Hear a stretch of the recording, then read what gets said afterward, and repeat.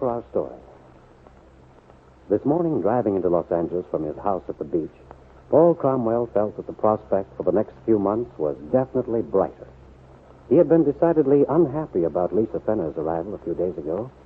Lisa had descended without warning, bag and baggage, stating simply that her husband, Lance, had left her, that she could no longer continue dancing under the circumstances. The circumstances being that Mrs. Fenner was expecting a child. Mr. Cromwell had reason to regret a remark he had made in a sentimental moment several months ago when he first met Lisa. He had told her never to hesitate to call on him if she needed anything, and she had taken him at his word. But Paul Cromwell felt trapped, surrounded, and a little bit afraid. He didn't know quite how far to trust Lisa. But everything was more promising now that Kit Meade had arrived in Los Angeles. He relaxed in the knowledge that Kit had said she'd handle Mrs. Fenner. She'd take her off his hands. Yes, it was wonderful in more ways than one that Kit was out in California.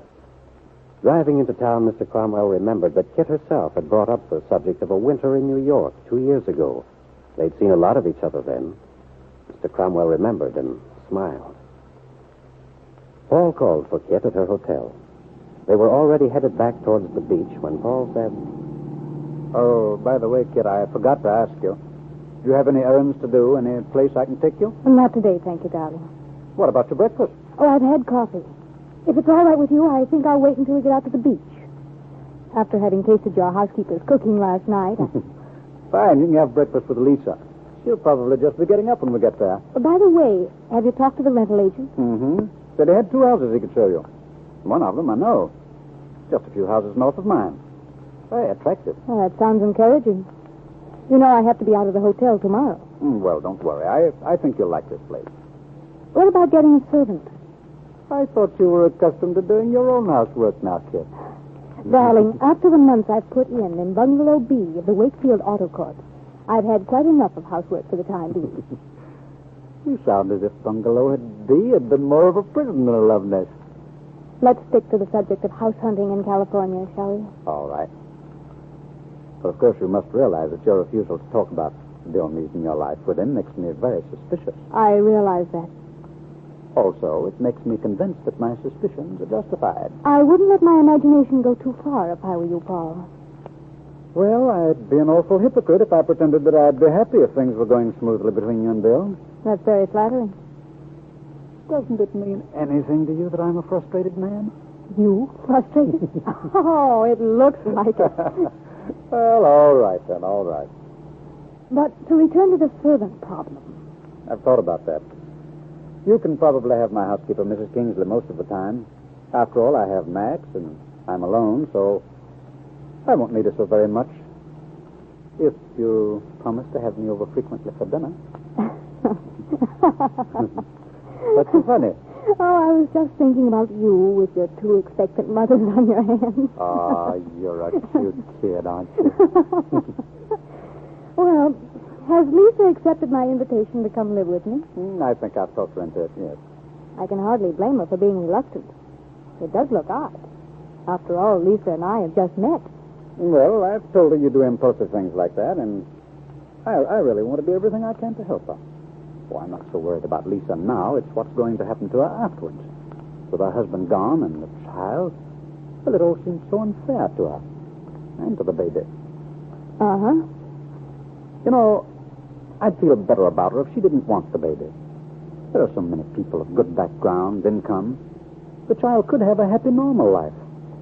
Lisa could find herself another partner and go on with a dancing career. And you'd feel better? Yes, of course. Well, I wouldn't cross that bridge yet if I were you. I think that perhaps Lisa and I can become very good friends. If she'll learn to trust me, a lot of things may be ironed out. I don't know what I'd have done without you, Kit. The feeling is mutual, Paul. Being out here without anyone wouldn't be my idea of heaven. That's why I can't figure out why you came out here to have this child. I don't see how you could leave Bill or that he'd let you go.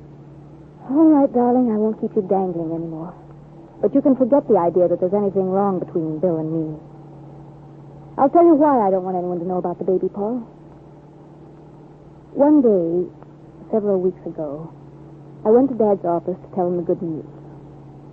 I started out by talking about having a family. You know, the way you build up to something like that. Dad looked very worried, upset. Finally, he told me that since I was thinking along the lines I obviously was, he thought he should tell me about my mother's family. What about your mother's family? Oh, it's just that the medical history of the Bowmans follows a certain pattern. Every so often, there's a child born who isn't as it should be. Yes. That's ghastly. Yes. Yes, it is. And when you found out, you were already... I was. So that's why I'm here. I didn't want to have a child in Wakefield. If something went wrong, I just couldn't bear the thought of the town talking about it. I understand. You're really an amazing kid.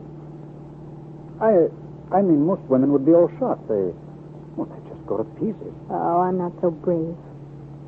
Frankly, I dread the whole thing. Of course, there's a good chance that everything will be all right, isn't there? I think there is. Now.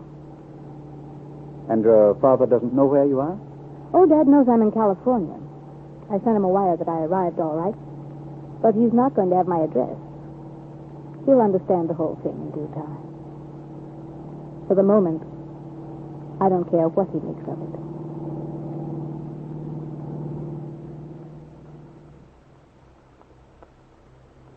And Ben Calvert was making his own conclusions as to his daughter's departure, and Bill Meade's refusal to tell him where Kit was staying. He was quite certain that where Kit had really gone was to Reno to get a divorce he was determined to prevent. This afternoon in Wakefield, Ben was sitting in the coffee shop of the Brown Palace Hotel, an untouched glass of beer before him. Ben's mind was occupied with ways and means. He had to get Kit back, and he had to save his face. A man took the stool next to his at the counter. It was Fred Clark, the station master, notably long-winded, and Ben didn't feel like talking. Howdy, Ben. Hello there, Fred. I saw you sitting over here. How's tricks, Ben? Business good as usual? I can't complain. No, guess you can't. Same can't be said for other folks, eh? Yeah. This is the first day I've had away from the station in months. Been busier than a one-armed paper hanger.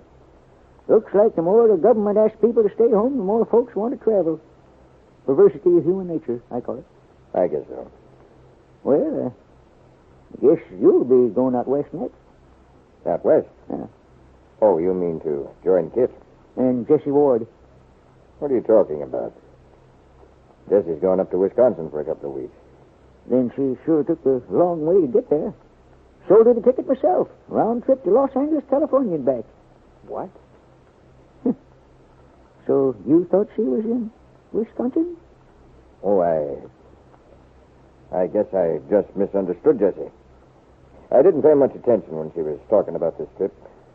For some reason, I just had an idea she was going to Wisconsin, but I'm sure I misunderstood her. Yeah. Looks that way, don't it? Yes, it does. But Ben Calvert knew perfectly well he hadn't misunderstood his secretary. Why had Jessie lied to him? As he thought of Jessie, he recalled her face as it had been lately, smug, self-satisfied. He remembered several things she'd said when he talked about Kit, things he hadn't paid any attention to at the moment. What was Jessie after? Ben Calvert became aware that Fred Clark was looking at him closely. He drank his beer and started talking about the news. But in the back of his mind was an uneasy feeling that was growing into fear. I wonder if Ben's secretary will be able to locate Kit Meade when she arrives in Los Angeles.